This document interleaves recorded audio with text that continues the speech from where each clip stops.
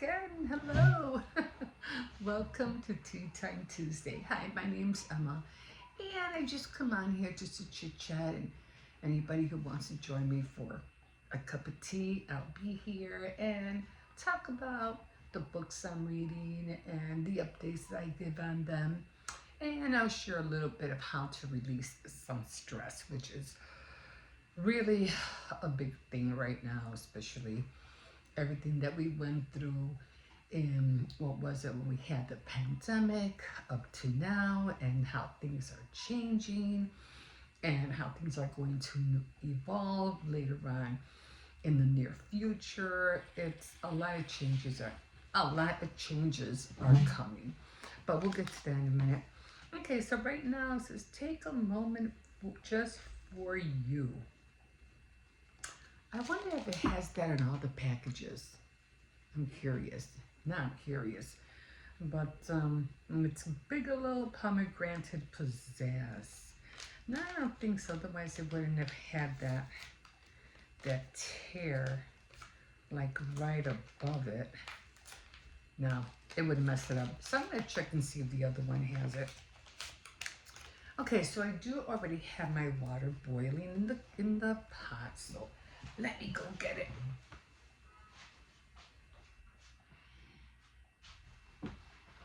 Oh, the kids are off right now, so they're all on spring break. And so I'm trying to do this early before I wake them all up. I was going to do it earlier, but for some reason I had a very, very small panic attack. So I don't know, maybe it was because I was washing my hair and I had, I wash my hair in the sink. I don't wash my hair in the bathroom because I have long hair.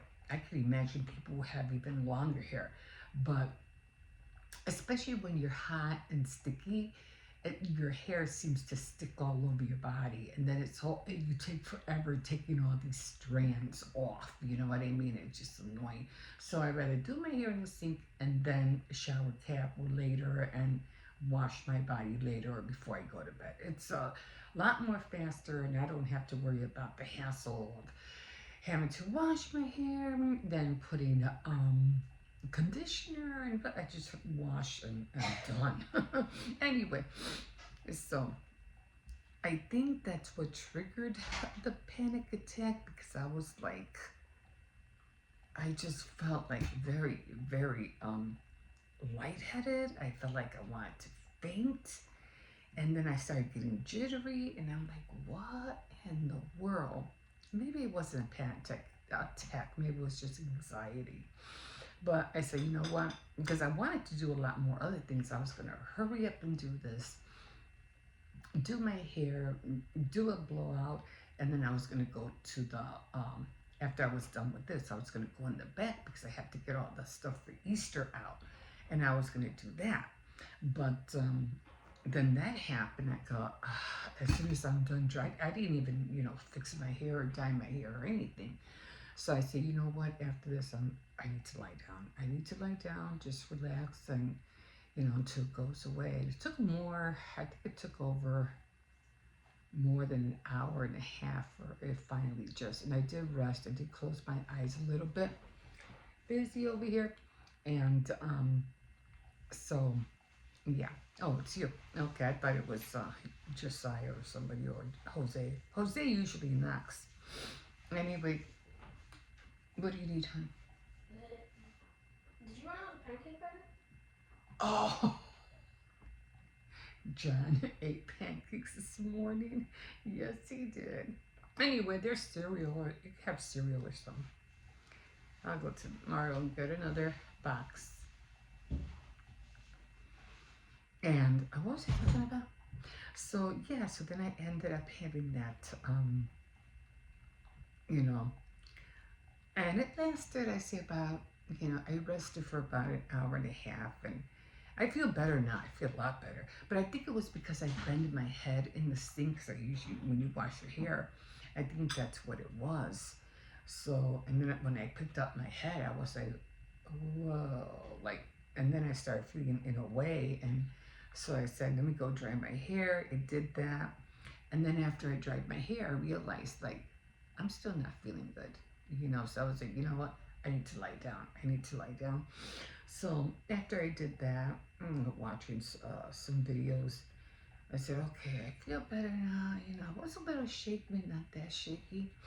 And I said, okay, I think I'm feeling better now. And then, time is, wasting. And now it's like, I need to get up. So that's what got me up. I said, I have to do this because then, the kids are going to be up and they're going to want to have breakfast and blah, blah, blah. So I feel a lot better now. But that really was something. But like I said, if you feel that way and you need to rest, forget about everything you have to do. Take care of yourself first. Everything else can wait. If you overdo it, especially if like you're out somewhere and you're doing all these things and you have an anxiety or a panic attack, sit down somewhere, relax, and just wait till it blows over, because they're not good feelings. They are not good feelings. And so take care of you first. Everything, like I said, everything else can wait. And so that's what I did. So right now I'm just gonna have, and then I said, I really need a cup of tea. So I was like, I need to make a cup of tea because I haven't eaten yet. That could be the other thing too. I have not eaten. Maybe I'll have, I do have boiled eggs. So I'll probably have a boiled egg with some oatmeal. I'm trying to think what else I can eat. Just to boil, maybe some rice. I think I still have leftover rice because I'm always telling everybody I'm on a rice diet. Well, that's because I'm always eating rice. But it seems to work. And so, and I haven't been able to work out. I've been trying here and there, mostly just stretching, not doing any kind of vigorous workout because it's just, it's too much for me, especially at my age. So, anyway, enough talking about that. Let's talk about the book that I'm reading, The Korean Deli. Now, I am getting further along. Let me show you. Almost there, so that's how it looks. And I got, okay, so I have, that's the book, and I just have this much more to go. And lately what I've been doing is just taking off the jacket, because every time I read the jacket, it's always sliding up and down. It drives me up a wall. So I was like, I'm tired of that. So I was supposed to grab a pencil, but I didn't. Costa Rica. What are they doing in Costa Rica? Fear factor. So I'm trying to remember. Where I went, where I left off. Should have done that before I came in. Okay, I think I left off on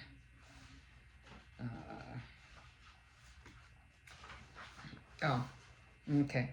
So the next chapter was called I Love You Tomorrow. So I just underlined a lot of stuff. This way I won't have to worry about writing things down like I was before. Again, this was the pomegranate. What was it? I mean, you really can't taste the pomegranate, but it's okay. The pomegranate pizzazz. But I still like the color. It's pretty. Okay. So we did leave off where Dwayne was taking poor Ben on a scary ride trip in the car, and just to go go. I think they went to Subway or something, and I guess Ben thought he was going to kill him or something. So he was like, really, really scared of what Dwayne was his intentions were for kidnapping him and taking him to Subway. But they did go on the trip more forcefully than him wanting to. And he Anyway, what did I write here? So I'm just gonna try to see. Oh, that's when he was talking about thinking about. Oh, okay. Let me just go back again. The old lumpy quiets down, but now the customers. Oh, they had came back. Back to the store had rightly become annoying. One person had already put down their groceries and left. So I decided to take the younger man to money. Oh, okay. So what happened was when they went back to the store, this young man came in, and I guess he was looking for Newport lights, and they were like, I guess either Dwayne was trying to wave at him and say, no, no, don't sell him the cigarettes because he's too young, and he probably doesn't even have an ID. So he's waving to him and saying, no, don't sell it to him. So then he put down the groceries, decided to take the younger man to money without carding him. It doesn't matter. I think because of he's under 18, then so am I. And as he's walking through the door towards the knot of people I saw on the corner, I have one of those small moments in sight that usually get forgotten in the daily chaos of the store. It occurs to me that the back of my neck is really revealing part of my body, something the combination of posture and muscle tone tells you as much about a person as your face, if not more. As I watched the exit of this particular fellow who's wearing what I now recognize as a sort of overlarge blue Oxford only a teenager could wear, I'm thinking, boy, he looks a lot younger from behind. I might have just dodged a bullet. So again, he was worried about, oh boy. So the next thing I see is old Lumpy's hand. I think it was the detective holding up the detective's badge. Almost immediately, I get out of my body feeling as if I'm watching this whole scene not through my own eyes, but via a shaky held camera, and in my head, a song begins to play. I can't quite identify it at first, though. I know I've heard it 1,000 times. It's a bad boys, what you gonna do? What you gonna do when they come for you? Everybody knows that one, right? So that's what he was hearing. I was like, that's funny. So he was trying to, didn't you see me signaling you? The old Lumpy, the detective Lumpy, I should say. Signal me. So like again, he was trying to wave him down, like, don't sell him the cigarettes. But he ended up, I don't know if he ended up saying, I think he did. Okay, so that, to me, that was funny. And go, what were you expecting? This is New York. Because he thought the kid was, old enough because he didn't check it. He didn't check his ID. He goes, no, this is New York. They're all going to try to play you, like, what are you thinking? But one difference is that if you screw up while selling cigarettes, you can wreck your business and lose your livelihood. So you have to really be careful. They're very, very what do you call it when it comes to when you own a business, taking care of those things, because you could lose your business, just for that small thing, So retraining, so not surprisingly, they want to appear as if they're deeply concerned about teen smoking, so they publicly support retraining programs to educate retailers on how to prevent underage sales. So they always have to watch what they do. So that was about it in this one. Let me see. Since most vendors receive average of 7 violations a year, often 3 or 4 at once, many are facing ruin. Again, they go through, when it comes to little stores, you have to be careful because there's just certain, you have to buy this and you have to buy that and don't do this and don't do that. And, when it comes to them, I forgot what you call them. They come into your store and they check everything. And they gotta make sure everything is okay, everything's up to date, everything's up to code. And if you go through violations, You all you need is like how many they say 7. The average is 7 violations a year, often 3 or 4 at once, and many are facing ruin. So you have to be careful. They can bring down your business. And then there's a lot of, like convenience stores. And now you have to remember that's back in the day, because he goes, you cannot survive without tobacco. Trust me. So they're trying to let them know you got to have cigarettes in your store. But these days, you can't find hard cigarettes anywhere. I mean, the most you can find cigarettes at will probably be mostly at gas stations or little stores that are selling them like under the counter, like, yeah, I got cigarettes. No, no, I don't have no cigarettes. No, no, no, because they do. They have them. And you just go, oh, I'll be right back, or they'll go all the way to the back and get them, but they do sell them, but they just don't put them out. So, again, I don't know what the whole deal with the cigarettes of not, selling cigarettes anymore in big stores, or cause they used to sell them at Walmart. Sell them at Walmart no more. That died like about 3 years ago, or 4, no longer, like 5 years ago. They weren't selling cigarettes no more at Walmart. And then the little stores weren't selling cigarettes anymore neither. There might be some, but you really have to find them, And the only place you could get cigarettes is at the gas station. Okay, so that was that for that chapter. I don't remember writing anything down. Okay. Okay, a rare cat. A rare cat was the next one. I don't think I wrote too much down. I didn't understand the cat. I think this was about, oh.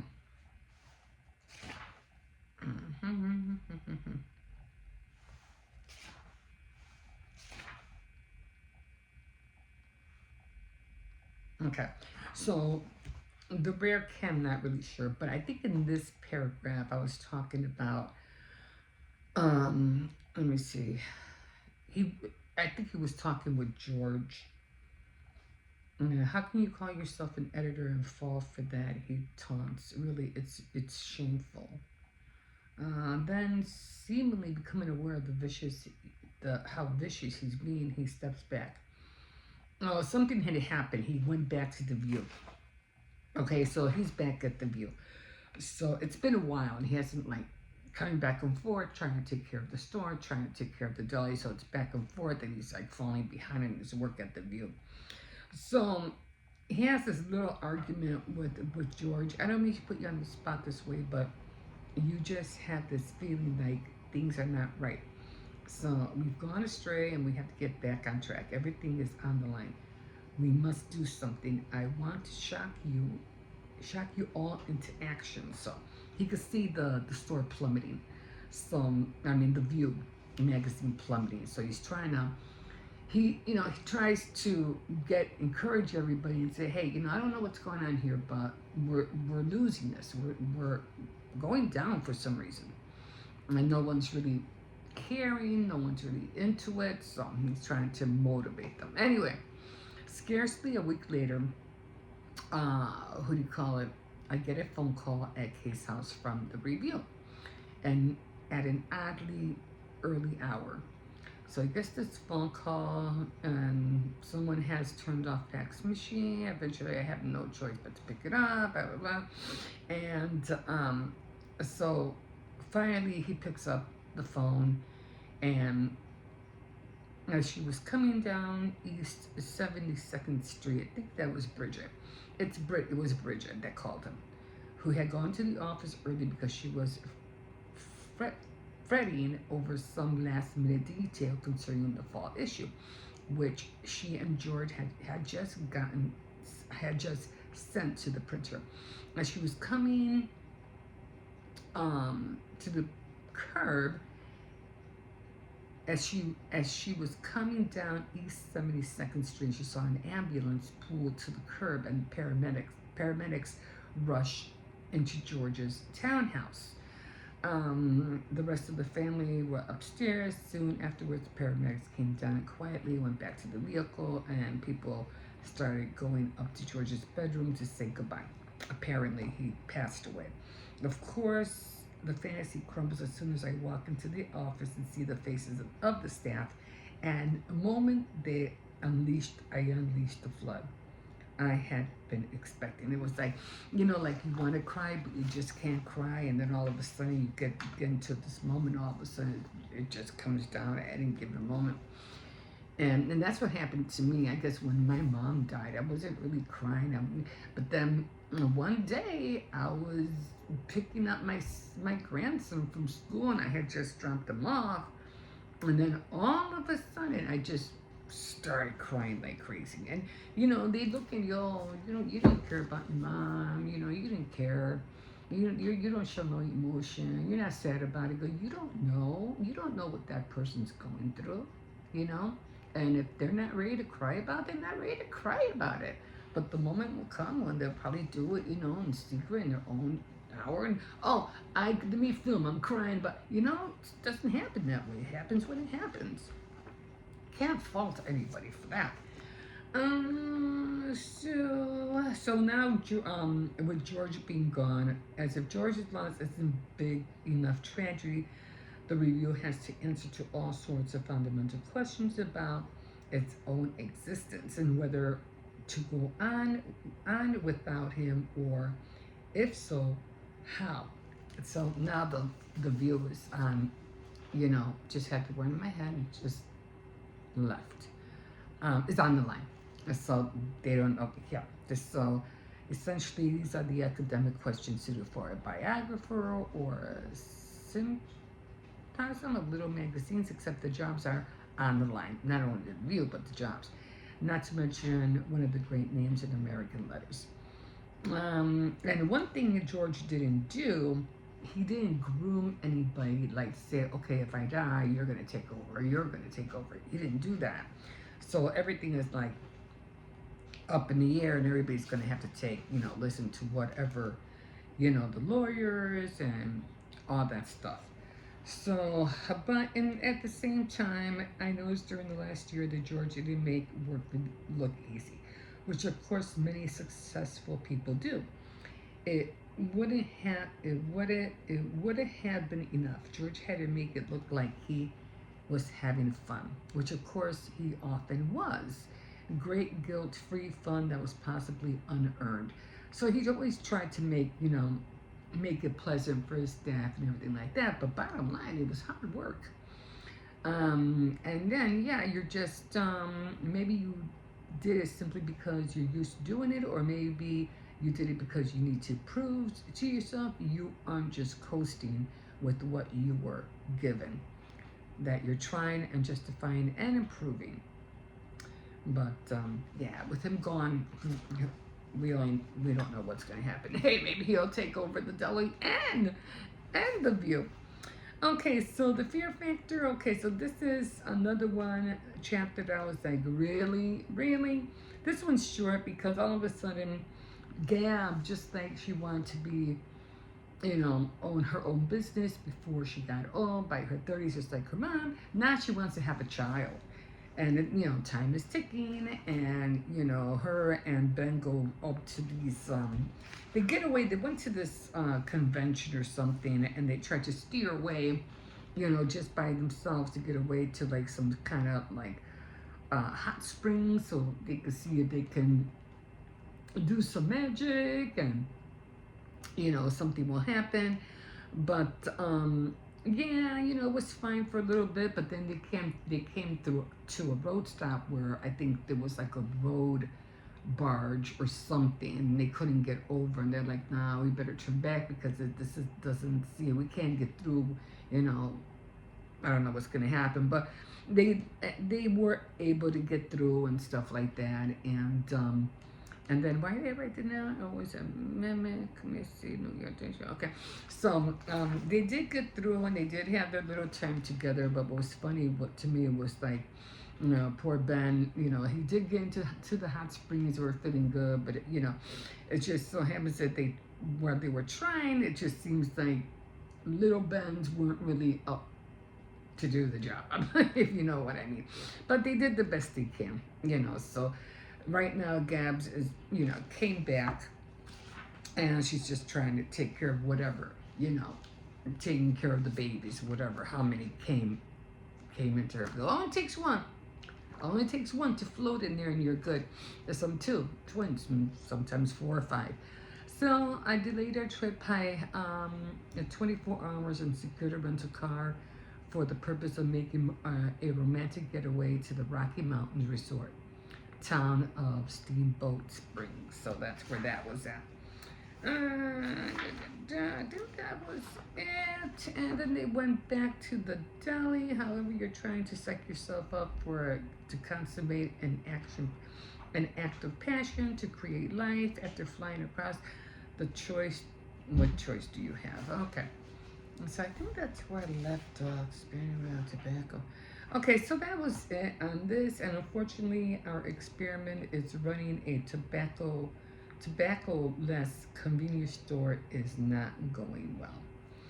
And it was a beautiful thing. Someone once told me that small business is putting your faith in the world. You risk your reputation, your family, your future, and essentially trust that you'll be rewarded, which is like a joke, like, right. So that's where we're at with the book. So I can't wait to find out what's going to happen. Like I said, I'm coming this close, and I'm like, where are we getting with this? What? Anyway, when it comes to stress, I try to talk about that as well. And most of the time we just need to step back a little bit from everything that we're doing. Like I said, you can always plan your days out, in a way that you'll be able to cover everything that you need to do. You can always, play games, or a lot of older people, as a matter of fact, a lot of older age people are now getting into playing video games.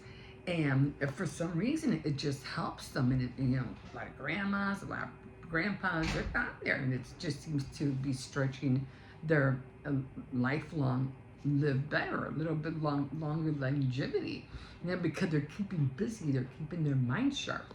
So that was pretty cool to know. So if you wanted to get into that to release stress, back in the day, we had to think of other things to do, like crochet or make quilts, just to keep our mind off of what was going on day in and day out, or baking, or whatever, whatever interests you, or reading a book with quiet time and having a cup of tea. And then when you have chaos all around you, it's like Calgon, take me away. Remember that commercial? But so a lot of older people are now playing games, so you can do that. I think the one stress reliever for my husband, he was always playing card games online. What was it called? It wasn't poker. I forgot what it was called. And it used to drive me nuts. It was always playing card games, and I don't know. But that was his stress reliever. Mine was getting into crafts. Mine was, looking at videos all the time. I rarely, watched movies. I feel like I don't have time to watch movies. I need to learn stuff, I need to make things. And that's what happened with me. I'm still trying to think what that card game was. Double something. I can't think of it right now. Anyway, yeah. So I don't know if you're like to play games, get into that. If you want to get into crafts, get into that. Put your kids early to bed so you can have some time for yourself. You keep your kids up to, especially when they're off on break. Don't let them hang around the house not doing nothing. Give them some chores to do. It's spring. It's spring cleaning time. It's not do nothing time, I get it. They want to rest, stuff like that. But you still need that rest. You still need that time for yourself. So get them up, have them do things, and still put them to bed early. There's no reason why, just because they're off of school, they can stay up until 2, 3 o'clock in the morning. No, No, you still need that you time. Make it a habit, make it happen.